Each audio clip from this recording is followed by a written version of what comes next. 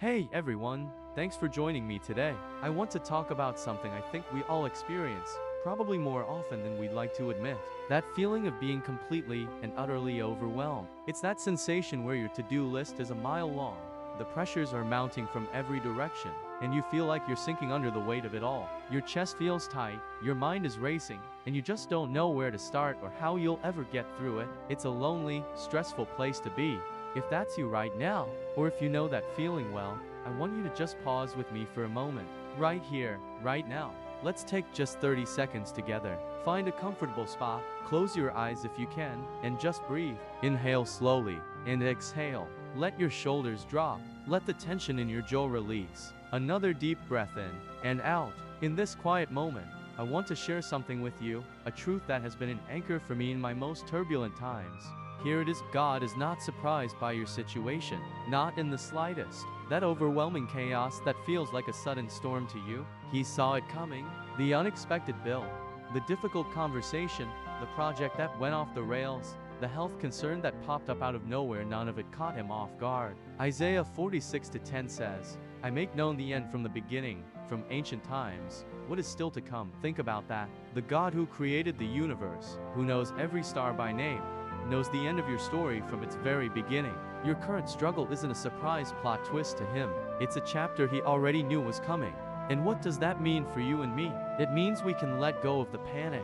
We can release that frantic feeling that we have to figure it all out on our own, right this second. When we feel like we're scrambling, He is steady. When we're lost in the fog, He holds the map. There is profound peace in knowing that the one in control of the universe is not panicking about our problems. He isn't wringing His hands, wondering how you're going to get through this. He already knows the way. Your feeling of being overwhelmed doesn't overwhelm Him. But it gets even better. He's not just watching from a distance, aware of your struggle. He is with you right now, in the middle of it. The Bible is filled with promises of His presence. Deuteronomy 31:8 says, The Lord Himself goes before you and will be with you. He will never leave you nor forsake you. Do not be afraid. Do not be discouraged. That's not a promise for someday, or only for when things are going well. It's a promise for right now. In the mess, in the confusion, in the stress, He is there. Imagine you're trying to carry a heavy piece of furniture up a long flight of stairs. You're struggling, your muscles are burning, you're losing your grip.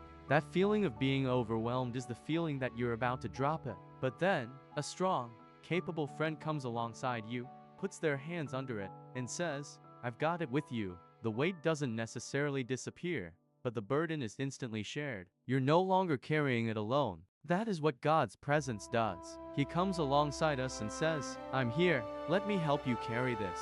You see, one of the biggest lies of overwhelm is that we are all alone in our struggle. The enemy loves to isolate us, to make us feel like we're the only ones who can't handle it, that everyone else has it all together. But that's just not true. More importantly, it's spiritually untrue. You are never, ever carrying this alone.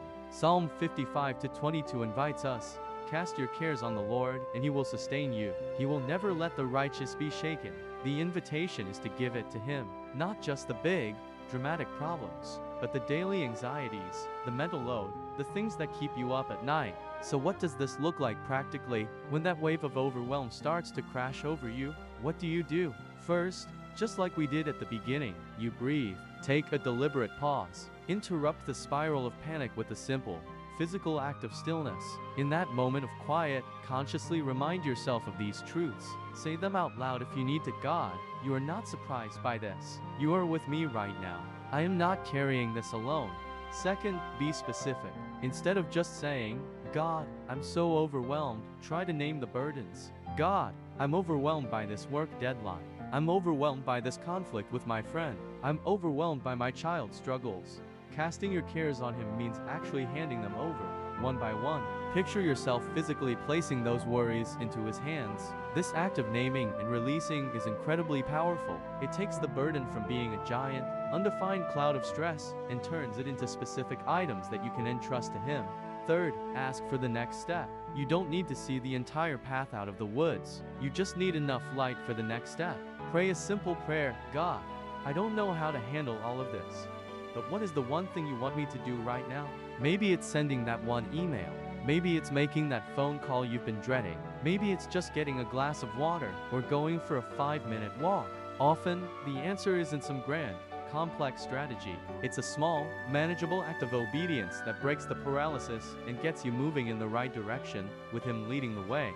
Remember, the goal isn't to never feel overwhelmed again. We live in a broken world with real pressures. The goal is to change how we respond when we do feel it. Instead of letting it send us into a tailspin of anxiety and isolation, we can let it be a trigger, a reminder to turn to the one who is our ever-present help in times of trouble. That feeling of being overwhelmed can become a signal to reconnect with the God who is bigger than any problem we face. Let's not forget the power of community in this. While God is our ultimate burden bearer, He often works through people. Reaching out to a trusted friend, a family member, or someone from your church and saying, "Hey, I'm feeling really overwhelmed, can you pray for me?" is not a sign of weakness. It's a sign of wisdom. It's actively living out the truth that we are not meant to carry these things alone. It allows others to be the hands and feet of Jesus in your life, offering encouragement and support. So, the next time that familiar feeling starts to creep in, the next time your heart starts to race and the world feels like it's closing in,